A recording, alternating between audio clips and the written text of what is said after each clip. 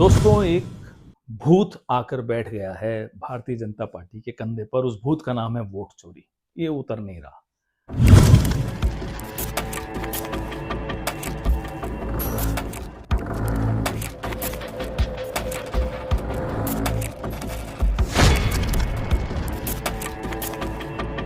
जा दोस्तों, अब नहीं रुकेंगे राहुल।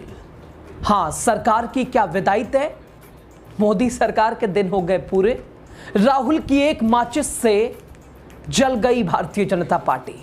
घबराए मोदी शाह। सब कुछ आपको बताएंगे आगे। उससे पहले आपको नमस्ते। आपने देखना शुरू कर दिया द राजनीति का विशेष सेगमेंट खबर और विश्लेषण। मैं हूं आपके साथ यासूब रजा। दोस्तों, राहुल गांधी ने बस एक माचिस जलाई और पूरी की पूरी लंका जल गई। भारतीय जनता पार्टी में दोस्तों भूचाल आ गया। भारतीय जनता पार्टी बौखला गई। आईटी सेल एक्टिव हो गया। और उधर मेन स्ट्रीम मीडिया, आप जिसे कहते हैं, मैं नहीं कहता वैसे, गोदी मीडिया, उसमें भी खलबली मच गई। डिस्कशन होने लगा कि भाई साहब को क्यों हटा दिया, राहुल राहुल राहुल राहुल आप सब क्यों करने लगे। दोस्तों, ऐसे भी आप देख रहे हैं, आपने देखा ना, 11 साल से मीडिया में कौन चल रहा है, एक ही नाम है, आज मोदी जी यहाँ, आज मोदी जी वहाँ। यानी साहब कह लीजिए, साहब आज ये कर रहे हैं, साहब वो कर रहे हैं, साहब आज यहाँ जाएंगे, साहब वहाँ जाएंगे। यानी ये साहब मोदी जी, सिर्फ यही चलता रहा। लेकिन अब मेन स्ट्रीम मीडिया, ये गोदी मीडिया, या हमारे एक सहयोगी हैं, वो तो इसे डॉगी मीडिया कहते हैं, खैर मैं नहीं कहता, उन्होंने साफ कह दिया कि भाई राहुल राहुल राहुल राहुल राहुल, अब इसमें भी क्यों। दोस्तों, ऐसे ही, क्योंकि जिस तरह से मेन स्ट्रीम ने राहुल की छवि को दिखाने की कोशिश की, चाहे वो मजाक के तौर पे हो, लगातार मोदी मोदी मोदी मोदी, लेकिन अब मजबूरन राहुल राहुल क्यों करना पड़ रहा है ये मेन स्ट्रीम को। राहुल गांधी का असर, दबदबा, सब कुछ।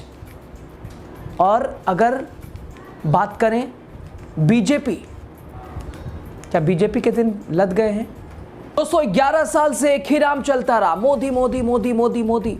लेकिन अब मिजाज बदल रहा है और आवाजें उठ रही हैं, राहुल आ रहा है।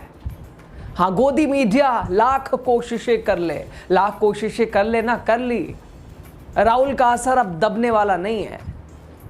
और बीजेपी या तो उसे वोट चोरी के भूत से डरकर हर रोज एक नया टूल किट निकाल रही है। सब कुछ आपको आगे बता रहे हैं। दोस्तों, एक भूत आकर बैठ गया है भारतीय जनता पार्टी पे, भारतीय जनता पार्टी के कंधे पे, और उस भूत का नाम है वोट चोरी। और शायद इसलिए रोज उनके टूल किट से आपको एक नया शिगुफा मिल रहा है। हर दिन एक नया शिगुफा, आज ये आज ये आज ये आज ये, अब ये अब ये अब ये। और ये आईटी सेल की भी जिम्मेदारी है, कुछ प्रवक्ताओं की जिम्मेदारी है, सबकी अलग अलग भूमिका है। दोस्तों, अब एक नया शिगुफा मिला है और यह भूत वोट चोरी का है। ये सब कुछ बता रहे हैं कौन? पवन खेड़ा।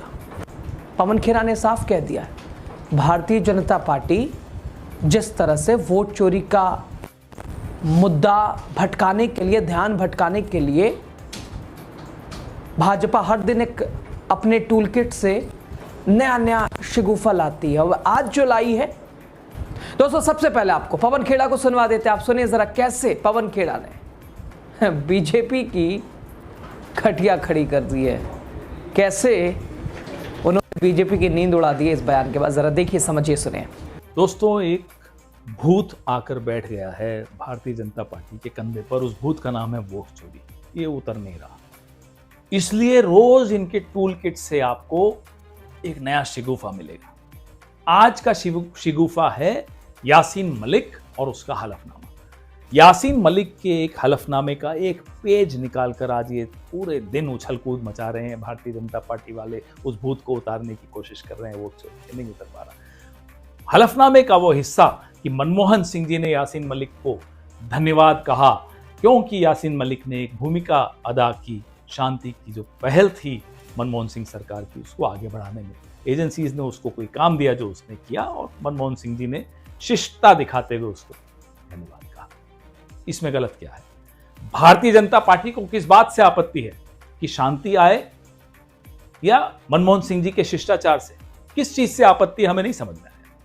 मनमोहन सिंह जी से पहले की सरकार है, वो अटल बिहारी वाजपेयी जी की सरकार हो, वो पीवी नरसिम्हा राव जी की सरकार हो, वो विश्वनाथ प्रताप सिंह जी की सरकार हो, सबने कश्मीर में शांति लाने के लिए अपने अपने तरीके से अपने अपने प्रयास किए। वाजपेयी जी तो कश्मीरियत और जमहूरियत की बात करते थे, लेकिन उस वक्त जो एनएसएस थे, उस वक्त जो आईबी के डायरेक्टर्स थे, उस वक्त जो रॉ के हेड्स थे, उन सब पर आज भारतीय जनता पार्टी ने कीचड़ उछाला है और उन प्रधानमंत्रियों की छवि को धूमिल करने की कोशिश की।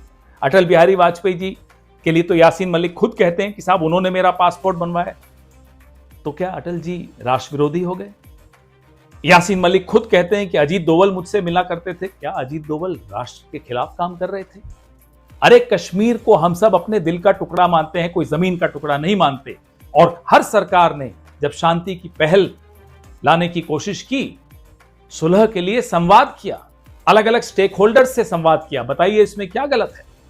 ये तो संवैधानिक पद पर बैठे हुए लोग अपना अपना संवैधानिक दायित्व निभा रहे थे। आरएसएस 2011 में यासीन मलिक से क्यों मिलती थी साहब? कोई संवैधानिक पद पर बैठी है? अरे ये तो गैर पंजीकृत संगठन है, संदिग्ध संगठन है। 2011 में सरकार से दूर दूर तक इसका कोई वास्ता नहीं था। बीजेपी ऑपोजिशन में थी, क्यों मिल रहे थे यासीन मलिक से? बताइए। विवेकानंद फाउंडेशन क्यों मिलते थे साहब? कोई संवैधानिक पद है आपके पास? काम क्या था? क्या सरकारें नहीं थी कि आप जाकर मुंह उठाकर चले आए यासीन मलिक से मिलने? क्यों? ये सवाल होते हैं। धीरूभाई अंबानी से अटल जी के वक्त यासीन मलिक से बात करवाई जा रही थी, क्यों? तब बीजेपी सवाल नहीं पूछेगी कि आरएसएस क्यों मिल रही थी, विवेकानंद फाउंडेशन क्यों मिल रहा था, धीरूभाई अंबानी क्यों बात कर रहे थे, मनमोहन सिंह जी क्यों बात कर रहे थे। अरे साहब, आप आज जो ब्यूरोक्रेट है ना, जो रॉ के हेड होंगे या आईबी के चीफ होंगे या एनएसए होंगे, उन सब के मनोबल से खिलवाड़ कर रहे हैं। आने वाले भविष्य के भी जो ये ब्यूरोक्रेट्स होंगे, उनके भी मनोबल को आप गिरा रहे हैं। कोई भी काम करने से पहले 10 बार सोचेगा साहब। इतिहास का कोई भरोसा नहीं, कोई मोदी जैसा आएगा कीचड़ उछाल देगा इनकी भूमिका पर। सुना दोस्तों आपने पवन खेड़ा को। हर दिन एक नया शगुफा, आज का नया शगुफा यानी भारतीय जनता पार्टी, ये इंपैक्ट है वोट चोरी का। और अब वोट चोरी के मुद्दे से ध्यान हटाने के लिए भाजपा अपने टूल किट से यासीन मलिक के हल्फनामे के एक पन्ने को लेके आई है। ये कह रहा है पवन खेड़ा, सुना होगा आपने। और मनमोहन सिंह को बदनाम करने की भी बात उन्होंने की है।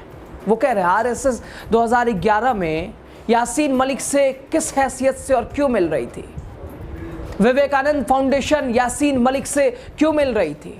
यासीन मलिक के अनुसार उसका पासपोर्ट अटल बिहारी वाजपेयी जी ने बनवाया, तो क्या वाजपेयी जी राष्ट्र विरोधी हो गए? यासीन मलिक के अनुसार अजीत डोभाल उससे मिलते थे, तो क्या डोभाल देशद्रोही हो गए? टूल किट के दिन अब लद गए, ये कह रहे पवन खेड़ा। अब वोट चोरी का भूत आपके कंधों से उतरेगा नहीं। ये वोट चोरी का भूत अब नहीं उतर सकता। आपने पवन खेड़ा को सुना, साफ कहा पवन खेड़ा ने, भाजपा असली मुद्दों से ध्यान भटका रही है। तो क्या अब की बार सिर्फ प्रचार नहीं, सवाल होंगे? सत्ता के हर शगुफों की पोल खुलेगी और जनता तय करेगी अब की बार जवाबदेही की सरकार। तो सर राहुल गांधी ने जरा सी माचिस जलाई और पूरी की पूरी लंका जल गई।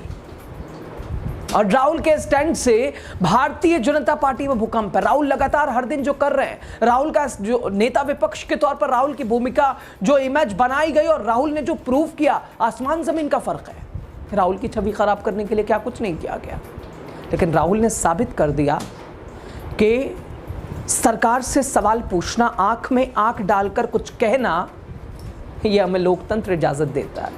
और सरकार से सवाल पूछने का मतलब देश के खिलाफ या देश से सवाल पूछना नहीं होता है, संविधान के खिलाफ नहीं होता है। और भारतीय जनता पार्टी उसे कैसे डाइवर्ट कर रही है, ये सब बताया पवन खेड़ा ने। लेकिन राहुल गांधी अब रुकने वाले नहीं है। ये तो स्पष्ट हो गया है, तय हो गया है। और राहुल कुर्सी लेके ही मानेंगे, विदाई मोदी जी के करवा के ही मानेंगे। लेकिन खबर पे आपकी राय ज्यादा जरूरी है, आप क्या सोच रहे हैं? और क्या अब मेन स्ट्रीम गोदी मीडिया, डॉगी मीडिया में भी अब राहुल राहुल राहुल राहुल साहब के दिन वहां से भी चले गए? हाँ, अब तो डिस्कशन ये हो रहा है कि हम अगर ये नहीं करते हैं तो दर्शक जो बचा है, जो बचा कुचा है, वो भी भाग जाएगा। इसलिए मजबूरी है राहुल राहुल कराना। खैर, खबर पे आप अपनी राय दीजिएगा।